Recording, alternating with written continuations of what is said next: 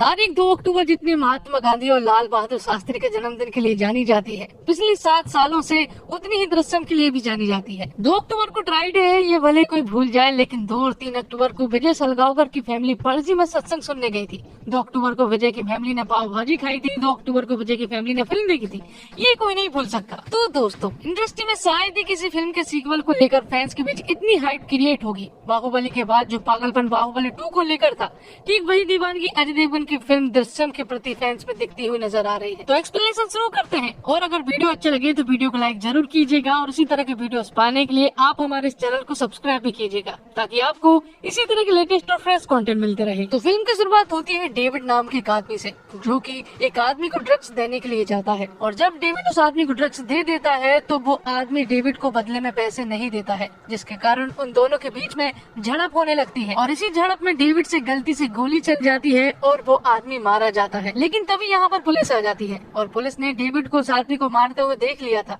और डेविड जब उन्हें देखता है तो तुरंत ही वो जंगलों की ओर भागने लगता है। पुलिस वाले भी उसका पीछा कर रहे होते हैं, जिसके बाद डेविड पुलिस स्टेशन के पास रुकता है, जहाँ पर वो विजय को पुलिस स्टेशन से फावड़ा लेकर बाहर निकलता हुआ देखता है। और आज का दिन 2 अक्टूबर 2014 का दिन है, मतलब कि आज के ही दिन सैम की बॉडी को पुलिस स्टेशन के अंदर दफनाया गया था। लेकिन ये रहस्य सिर्फ विजय को ही मालूम है। लेकिन अब हमें पता चलता है कि ये रहस्य अब डेविड को भी मालूम है। जिसके बाद डेविड दौड़ता हुआ अपने घर पहुंचता है, लेकिन उसे नहीं मालूम था कि उसके पीछे अभी भी पुलिस लगी हुई है। पुलिस वाले डेविड को अरेस्ट कर लेते हैं। जिसके बाद कहानी 7 साल आगे पहुंच जाती है, जहां पर हमें विजय की पूरी फैमिली को दिखाया जाता है। यहाँ पर विजय की फैमिली अभी भी उस हादसे से उभरने की कोशिश कर रही है, जबकि उस बात को 7 साल हो चुके हैं। लेकिन विजय की फैमिली को अभी भी डर है कि सैम की बॉडी पुलिस वालों को मिल ना जाए, क्योंकि पुलिस वाले अक्सर सैम की बॉडी ढूंढने के लिए जहाँ तहाँ खुदाई करते रहते हैं। और इन्हीं सब को लेकर अंजू को भी बुरे सपने आते रहते हैं, इसलिए उसे हर कभी दोहरा पड़ता रहता है। तो विजय का परिवार आज भी सहमा हुआ है और सोसाइटी से कट ऑफ है।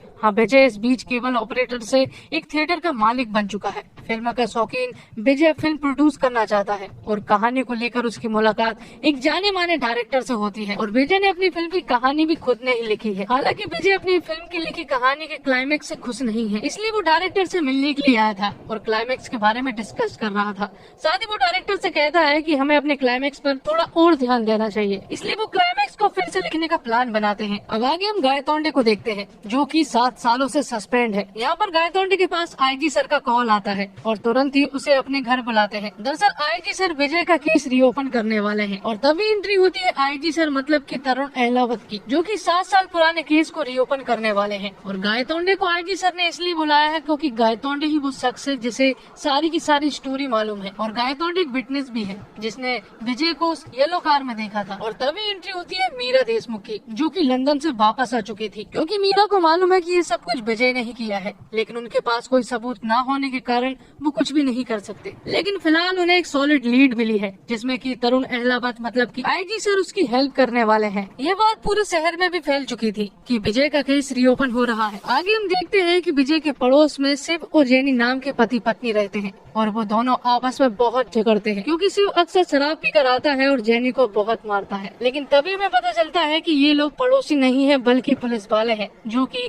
विजय की फैमिली के ऊपर नजर रख रहे थे। साथ ही इन्होंने विजय के पूरे घर में माइक्रोफोन फिट करके रखे थे, ताकि वो विजय की फैमिली के हर एक इंसान की हर एक बात सुन सके। लेकिन विजय की फैमिली ऐसी कोई भी बात नहीं करते हैं जिससे कि पुलिस वालों को ये पता लगे कि सैम की बॉडी कहाँ पर है। दरअसल सैम की बॉडी तो सिर्फ विजय को ही मालूम है। हालांकि विजय की फैमिली भी जानना चाहती है कि सैम की बॉडी कहाँ पर है, लेकिन विजय उन्हें कुछ भी नहीं बताता है और इस बारे में बात करने से साफ मना कर देता है। अब पुलिस 7 साल पहले की इन्वेस्टिगेशन शुरू करती है और ये पता करने की कोशिश करती है कि विजय को उस रात किस किस ने देखा। अब क्योंकि विजय 2 अक्टूबर को सुबह 5 बजे पणजी निकल गया था, मतलब उसने बॉडी 1 से 4 बजे के बीच में ही दफनाई होगी, तो विजय सिर्फ 45 किलोमीटर के रेडियस में ही उस बॉडी को दफना पाएगा। इसलिए पुलिस वाले इन्वेस्टिगेशन करते हैं, पर उन्हें ज्यादा कुछ हाथ नहीं लगता है। तब आईजी सर ये अनाउंस करवा देते हैं कि जो भी विजय के केस में एक सॉलिड लीड लेकर आएगा उसे 5 लाख रुपए दिए जाएंगे। अब आगे हम पुलिस के सामने चाय वाले कॉर्नर को देखते हैं, जहाँ पर अक्सर लोग विजय के केस के बारे में बात करते रहते हैं। साथ ही हम यहीं पर डेविड को भी देख पाते हैं,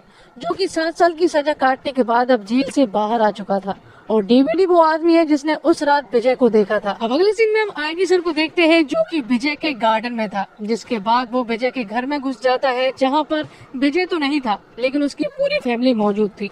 यहाँ पर विजय की फैमिली आईजी सर को देखकर काफी बुरी तरीके से डर गए थे, क्योंकि विजय की फैमिली अक्सर पुलिस वालों को देखकर डर जाया करते हैं। और कहीं न कहीं आईजी सर ने भी विजय की पूरी फैमिली के चेहरे पर ये डर देख लिया था कि विजय की फैमिली जरूर हमसे कुछ छुपा रही है। और यहाँ डेविड को जब उन 5 लाख की न्यूज और विजय के केस के बारे में पता चलता है तो वो तुरंत ही पुलिस के पास पहुँच जाता है। यहाँ डेविड पुलिस वालों से कहता है कि उसे एग्जैक्टली मालूम है कि विजय ने उस बॉडी को कहाँ पर दफनाया है, पर पुलिस वालों को उसकी बातों पर बिल्कुल भी विश्वास नहीं हो रहा था। पर डेविड जब उन्हें अपने बारे में बताता है कि 2 अक्टूबर को उसके हाथ एक गलती से खून हो गया था और जब वो पुलिस से भाग रहा था तब उसने विजय को 3 बजे के आसपास उस बॉडी को दफनाते हुए देखा था।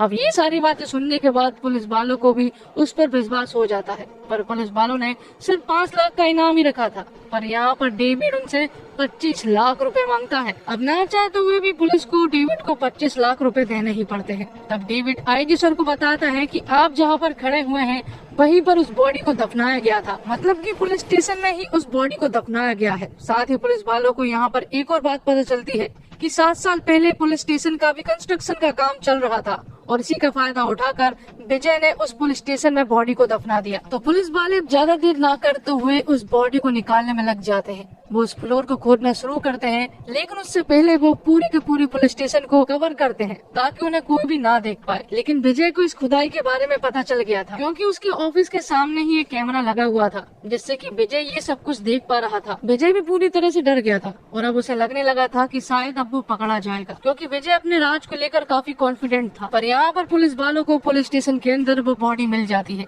अब क्योंकि 7 साल हो चुके थे इसलिए उस बॉडी के स्केलेटन ही उन्हें मिल पाते हैं और पुलिस वालों को कोर्ट से 8 घंटे की पूछताछ के लिए ऑर्डर भी मिलते हैं, जिसके अगले ही दिन वो लोग विजय की पूरी फैमिली से पूछताछ करने में लग जाते हैं, जहाँ पर आईजी सर और मीरा देशमुख दोनों ही मौजूद थे। आईजी सर यहाँ पर विजय को सारी बातें बताते हैं कि उस रात डेविड नाम के एक आदमी ने तुम्हें वहाँ पर देखा था, लेकिन यहाँ पर विजय साफ मना कर देता है। वो कहता है कि उसने या तो किसी और को देखा होगा या फिर वो आदमी झूठ बोल रहा है। आईजी सर यहाँ पर काफी सारे सवाल पूछते हैं, लेकिन विजय अपने बयान पर अड़ा हुआ था। अब क्योंकि विजय नहीं मान रहा था इसलिए आईजी सर दूसरी तरह की तरकीब अपनाते हैं और वो लोग विजय की पूरी फैमिली को एक दूसरे कमरे में ले जाकर मारने लगते हैं। अब गायतोंडी विजय की फैमिली को मारना शुरू करता है और मीरा देशमुख भी यहाँ पर बैठी हुई थी। विजय उन्हें सामने वाले रूम से देख पा रहा था और जब वो उन्हें मार रहा था तो आईजी सर से वो उन्हें रोकने को कहता है, लेकिन आईजी सर यहाँ पर कुछ भी नहीं बोलते हैं, क्योंकि उन्हें मालूम है कि विजय का किस तरह से मुंह खुल सकता है और आखिर में आईजी सर की ही जीत होती है, क्योंकि विजय कह देता है कि वो सब कुछ बताने के लिए तैयार हो गया है। तो विजय का कन्फेशन रिकॉर्ड किया जाता है, जिसमें कि विजय उन्हें बताता है कि 2 अक्टूबर की रात को वो अपने ऑफिस में था, जहाँ पर वो शराब पी रहा था और शराब पीने के बाद जब वो अपने घर गया तो घर पर उसने देखा कि उसके घर का दरवाजा खुला हुआ है और जब वो अंदर घुसता है तो उसके ऊपर अचानक से किसी आदमी ने अटैक कर दिया। तब हमारे बीच झड़प होती है और इसी झड़प में एक सरिये से उसके सर पर वार हो गया, जिससे कि उसकी मौत हो गई। जिसके बाद वो बताता है कि जब उसने उस आदमी को मार दिया था तो उसने उसकी बॉडी को चुपचाप ही पुलिस स्टेशन में दफना दिया, जिसके बारे में उसकी फैमिली को भी कुछ नहीं मालूम है। अब क्योंकि विजय पकड़ा गया था इसलिए उसने सारा का सारा इल्जाम अपने ऊपर ले लिया ताकि उसकी फैमिली बची रहे। कन्फेशन के बाद विजय अपने घर जाता है, जहाँ पर विजय की फैमिली पूरी तरह से दुखी थी, क्योंकि उनका इल्जाम विजय ने अपने सर ले लिया था। अब अगले ही दिन विजय को कोर्ट ले जाया जाता है, जहाँ पर आज पुलिस वालों को विजय की पूरी तरह से जुडिशियल कस्टडी मिलने वाली थी, इसलिए गायतोंडे विजय को अपने घर से ले जाकर कोर्ट ले जाने लगता है। और यहाँ पर आईजी सर खुश हो रहे होते हैं, क्योंकि उन्हें ऐसा लग रहा था कि उन्होंने विजय के इस केस को सॉल्व कर दिया है। यहीं पर मीरा देशमुख भी मौजूद थी और तभी यहाँ पर एक आदमी आता है जो कि आईजी सर से विजय के बारे में कुछ इम्पोर्टेंट बात करना चाह रहा था। और ये आदमी कोई और नहीं बल्कि विजय की फिल्म का डायरेक्टर होता है, जो कि उन लोगों से कहता है कि शायद विजय को पहचानने में मुझे बहुत बड़ी भूल हो गई है। वो बताता है कि उसकी मुलाकात विजय से 2016 में हुई थी, जहाँ पर वो एक फिल्म बनाने के बारे में मुझसे बात कर रहा था। उसने कहा था कि वो इस फिल्म को प्रोड्यूस करेगा,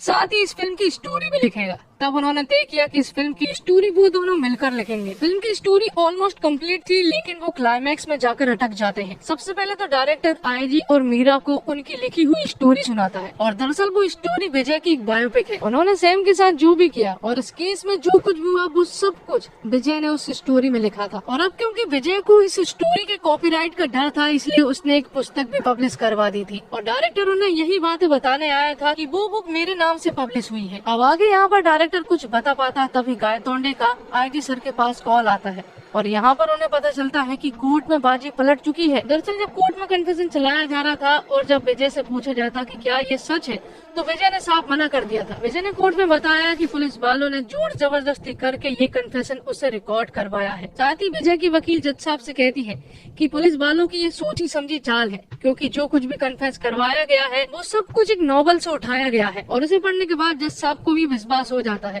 कि ये सब कुछ पुलिस वालों की सोची समझी चाल है। अब डायरेक्टर उन्हें क्लाइमैक्स के बारे में बताता है। वो उनसे कहता है कि पिक्चर की स्क्रिप्ट खत्म हो जाने के बाद विजय फिर से उसके घर आया था, जहाँ पर आने के बाद उसने कहा था कि उसे क्लाइमैक्स की स्टोरी थोड़ी सी पसंद नहीं आ रही है। उसने डायरेक्टर से कहा था कि अगर मान लो कि पुलिस वालों को उसकी बॉडी मिल जाती है तो आगे वो क्या करेंगे। अब आगे डायरेक्टर कुछ बताता है, इससे पहले गाय तोड़ने का फिर से आईजी सर के पास कॉल आता है और यहाँ पर बाजी पूरी तरह से पलट चुकी थी, क्योंकि कोर्ट में जो डीएनए सैंपल्स मिले हैं वो सैंपल समीर देशमुख की बॉडी से मैच नहीं कर रहे थे, जिससे कि ये साबित होता है कि पुलिस स्टेशन में जो बॉडी मिली है वो समीर देशमुख की नहीं बल्कि किसी और की है। तो आईजी सर उस डायरेक्टर से अब ये जानना चाह रहे थे कि आखिर उस फिल्म का क्लाइमैक्स क्या था। तो डायरेक्टर उसे बताते हैं कि हीरो को मालूम था कि पुलिस वालों को उसकी बॉडी मिल जाएगी, इसलिए हीरो ने पहले से ही इन सब का इंतजाम करके रखा था। तो विजय ने समीर की बॉडी को पुलिस स्टेशन के नीचे दफनाया जरूर था, पर तब से ही वो समीर जितनी हाइट और उसकी एज जितनी डेड बॉडी को ढूंढ रहा था। तब विजय की मुलाकात एक आदमी से हुई थी जो कि चर्च में काम करता है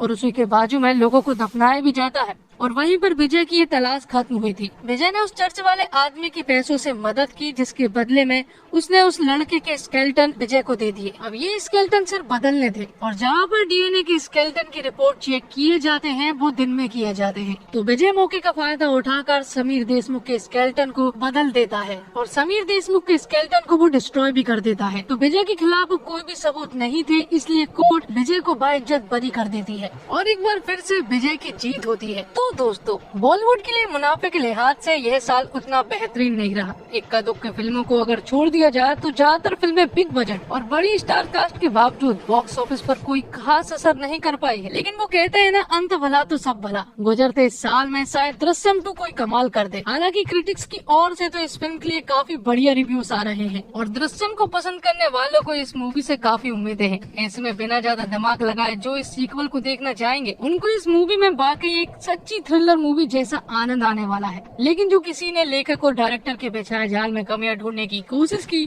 तो ये मूवी आपको कमजोर लग सकती है, पर मेरे हिसाब से तो ऐसे कम ही लोग होंगे। दर्शकों को तो ये मूवी बहुत ज्यादा पसंद आ रही है और किसी सफल फिल्म का सीक्वल बनाना आसान नहीं, बहुत कठिन और चुनौतीपूर्ण काम माना जाता है।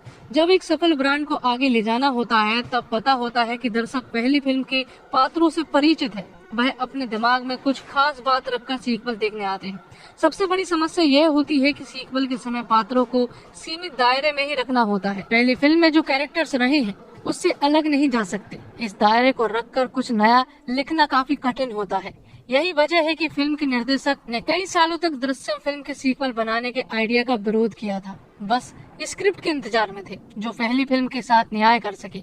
7 साल बाद उनका इंतजार खत्म हुआ और फिल्म का फर्स्ट हाफ में कहानी को बिल्डअप करने में थोड़ा ज्यादा समय ले लिया गया है। कहानी सेकंड हाफ से भागती है और रोमांच को भी दुगना कर जाती है। फिल्म का आखिरी 1 घंटा फिल्म की जान है और क्लाइमैक्स फिल्म का एक अलग ही लेवल पर ले जाती है। विजय फिल्मों का शौकीन है और खुद को बचाने के लिए वह फिल्मों का ही सहारा लेता आया है। इस बार भी उसकी कहानी में फिल्म है, स्क्रीन प्ले में सब कुछ बढ़िया है।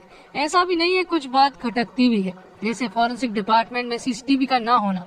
पुलिस जब विजय पर इतनी निगरानी रखी थी तो विजय का फॉरेंसिक डिपार्टमेंट के वॉचमैन की गहरी दोस्ती को कैसे नजरअंदाज कर गई। और डायरेक्टर ने अपना समय लेकर तसल्ली से इस फिल्म को बनाया है। शुरुआत कुछ मिनटों में उन्होंने किरदार को उभारने में लगाए, क्योंकि नए किरदार भी सीक्वल में शामिल किए गए हैं। विजय के परिवार की सोच को अच्छा दर्शाया गया है। उनके लिए सीन की बनावट सुंदर तरीके से की गई है। कुछ पारिवारिक दृश्य दिल को छूते हैं, साथ ही सस्पेंस और थ्रिल को बनाए रखा है। जो डर विजय का परिवार महसूस करता है वो दर्शक भी महसूस करते हैं। लगता है कि अनहोनी हो सकती है। कुछ दृश्यों में तो इस तरह से चौंकाया गया है कि दर्शकों को मजा ही आ जाता है। फिल्म में हर बात को विस्तार से समझाया गया है, तर्क प्रस्तुत किए गए हैं। मसलन विजय ने अपराध तो किया है लेकिन सजा उसे भी मिल रही है। हीरो भाग्यशाली है तो उसका ये मतलब नहीं कि उसका दोष नहीं है। लेखक ने सभी बातों पर बात की है। ऐसा है तो क्यों है। कुछ घटनाक्रम है जो कि अविश्वसनीय लगते हैं। ट्विस्ट अनपेक्षित है जो मजा देते हैं। फिल्म में मनोरंजन भी भरपूर है, सस्पेंस बांध कर रखता है और आखिर के 20 मिनट तो ऐसे है कि आप पलक झपकने की हिम्मत भी नहीं कर सकते। निर्देशक ने प्रभावित किया है, उन्होंने दृश्यों को गहराई के साथ पेश किया है। कुछ लंबे दृश्य की कहानी में फिट नहीं लगते, लेकिन क्लाइमेक्स में पता चलता है कि कितने महत्वपूर्ण दृश्य थे। और अभिषेक पाठक के डायरेक्शन की बात करें तो उनके सामने पहले से एक नजीर थी, उन्होंने उसी को रियलाइजेशन फॉलो किया, पर इसके लिए अनुशासन चाहिए जो अभिषेक में दिखता है।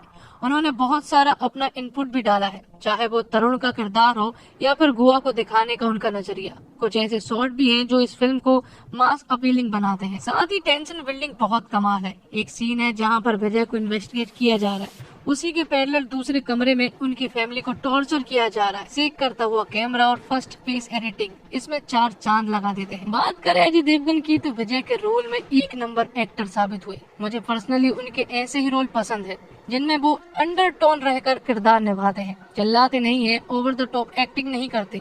दृश्य में जहाँ उन्होंने विजय को छोड़ा था वहीं से पकड़ लिया है। तब वो इसमें एक पुलिस ऑफिसर नहीं बल्कि माँ के रोल में है। एक कत्ल हुए जवान बेटे की माँ की बेबसी, गुस्से को उन्होंने बढ़िया ढंग से सामने रखा है। इंस्पेक्टर गायतोंडे के रोल में कमलेश सावंत और मीरा के पति के रोल में रजत कपूर ने रियलिस्टिक काम किया है। इनके अलावा अजय की डरी हुई पत्नी के रोल में श्रेया सरन और उनकी बेटी बनी इशिता दत्ता ने भी सही काम किया है। इस फिल्म में जो एक कलाकार अलग से निखर कर आया है और वो है अक्षय खन्ना। आईजी तरुण अहलावत के रोल में उन्होंने बहुत बेहतरीन काम किया है। उस किरदार के रवैये को उन्होंने बढ़िया निभाया है। इसे देखकर उनका आर्टिकल 375 में निभाया गया वकील का किरदार याद आ जाता है। मेकर्स के सामने मलयालम फिल्म का एक बढ़िया उदाहरण था, पर इस फिल्म ने उनकी नकल करके भी एक बेहतरीन प्रोडक्ट निकाला है। ज्यादा चीजें ओरिजिनल फिल्म में उठाई हैं और कुछ जोड़ा भी है। साथ ही आपको एक और बात बता दूं कि मलयालम के दृश्यम 3 का अनाउंसमेंट कर दिया गया है, जो कि जल्दी बनकर तैयार होकर फ्लोर पर आएगी और उम्मीद है कि बॉलीवुड वाले इसका रीमेक जरूर बनाएंगे। तो क्या आप अजय देवगन को एक बार फिर से दृश्यम 3 में देखना पसंद करेंगे? कमेंट बॉक्स में जरूर बताएं। तो दोस्तों, उम्मीद करता हूँ आपको वीडियो पसंद आई होगी। वीडियो पसंद आई हो तो वीडियो को लाइक जरूर कीजिएगा और इसी तरह की वीडियोस पाने के लिए आप हमारे चैनल को सब्सक्राइब भी कीजिएगा, ताकि आपको इसी तरह के लेटेस्ट और फ्रेश कंटेंट मिलते रहे। धन्यवाद। जय हिंद, जय भारत, जय श्री राम।